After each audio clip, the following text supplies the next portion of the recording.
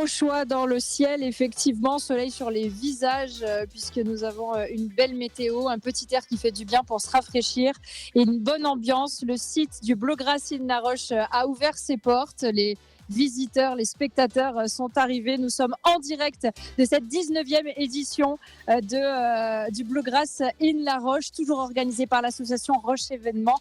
Et nous allons continuer donc notre série d'interviews, Guillaume. Tu t'es essayé à la mandoline ou pas encore ? Je ne me suis pas encore essayée à la mandoline et je pense que par respect pour les artistes présents autour de nous, ce n'est pas plus mal. Justement, on a eu déjà 2 groupes au micro de Radio Mont-Blanc. Vous retrouvez bien sûr les interviews sur radiomontblanc.fr et on continue cette émission spéciale avec dans quelques secondes le responsable achat prévisionnement pour ce festival, le Bluegrass in La Roche. Le Bluegrass débarque comme chaque année en Haute-Savoie à La Roche-sur-Foron. Radio Mont-Blanc, partenaire officiel et en direct du Bluegrass Festival. Allez, c'est parti. Vous préférez rester debout ? Ouais.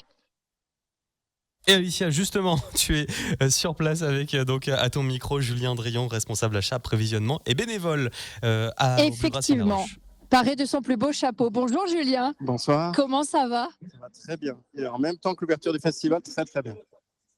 Effectivement, c'est l'ouverture du festival en direct. Guillaume, est-ce que tu nous confirmes qu'on nous entend bien en interview ou est-ce qu'on attend que l'ouverture soit officiellement lancée sur scène ? Là où on vous entend très très bien et on vous voit. Très bien. On nous entend et on nous voit, on nous Super. confirme, Julien. On va pouvoir continuer notre interview. Vous êtes bénévole, responsable, vous avez plusieurs casquettes. Quel est votre rôle dans les grandes lignes sur ce Bluegrass in La Roche, Julien ? Moi, j'ai rejoint le Bluegrass Festival comme bénévole parce que je voulais aider aux achats et à l'approvisionnement des matières qui sont cuisinées et élaborées pour les festivaliers et les artistes. Et aujourd'hui, j'ai participé au montage depuis le début de la semaine et depuis de nombreuses semaines avec Didier Philippe au référencement et à trouver tous les petits produits locaux. Alors, pour expliquer ce choix, puisqu'on vous connaît déjà à Radio Mont-Blanc, on ne peut pas ne pas citer les 3 en quelques mots. J'ai en fait une certaine caution professionnelle, oui, puisque c'est mon job dans la vie de tous les jours. Et les 3 fait ce travail pour les enfants. Et on s'est dit pourquoi pas le faire pour les festivaliers et les touristes qui viennent à La Roche. Alors, justement, votre rôle sur le festival, là, ça s'est fait très en amont. C'était quoi le plus difficile finalement ? Le plus difficile, c'est de sortir les infos que tous avaient dans leur tête depuis 19 ans et les mettre par écrit et aller voir et bien comprendre la transmission parce que la transmission était orale et amicale et il a fallu juste un tout petit peu trouver pour perpétuer et faire venir de nouveaux producteurs dans l'aventure. Pour bien comprendre et pour situer sur ce Bluegrass in La Roche, peut-être que vous êtes des habitués de différents événements et festivals durant l'été où la plupart du temps, il y a des buvettes, il y a des food trucks. Mais là, il faut bien dire que le festival organise tout de A à Z.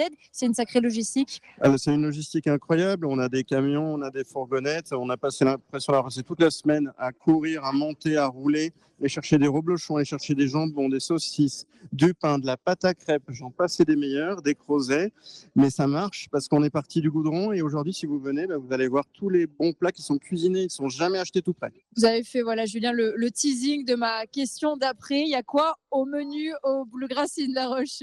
Le jeudi et le vendredi, c'est croziflette et jambalaya. La jambalaya, c'est la paella de Louisiane avec des crevettes, un peu de chorizo, un peu de jambon. La croziflette, inutile de la présenter, elle est faite au reblochon AOP de la fruitière des Bornes. Ils nous remercieront pour la pub.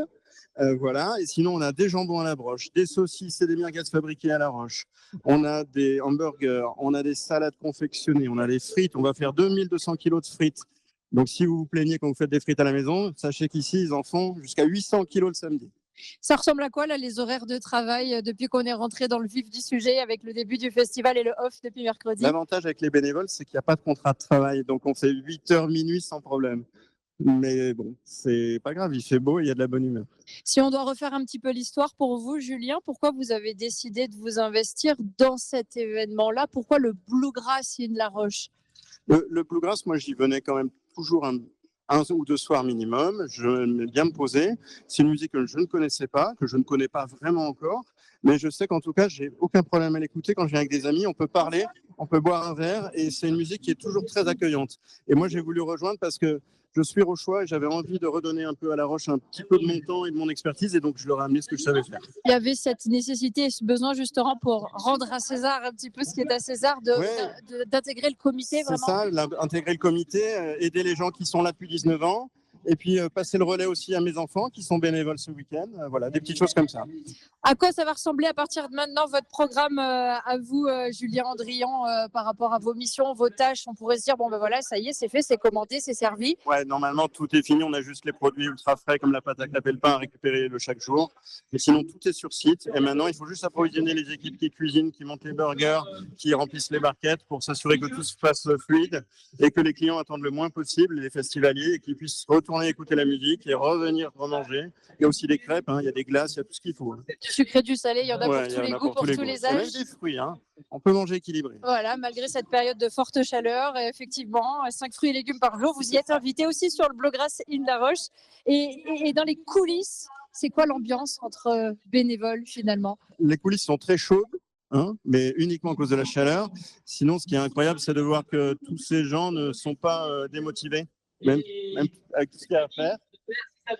Ce qui est incroyable, c'est de voir aujourd'hui qu'il y a des très jeunes, on a des jusqu'à de 15 ans, on a des gens qui ont presque 80 ans, et ils viennent et ils font tout ce qu'on leur dit de faire et ils proposent d'aider sans qu'on demande parfois. Julien Andrian, responsable achat, approvisionnement, bénévole, membre du comité pour notamment assurer la partie restauration de ce Blogras in La Roche. On va laisser la musique parler d'elle-même.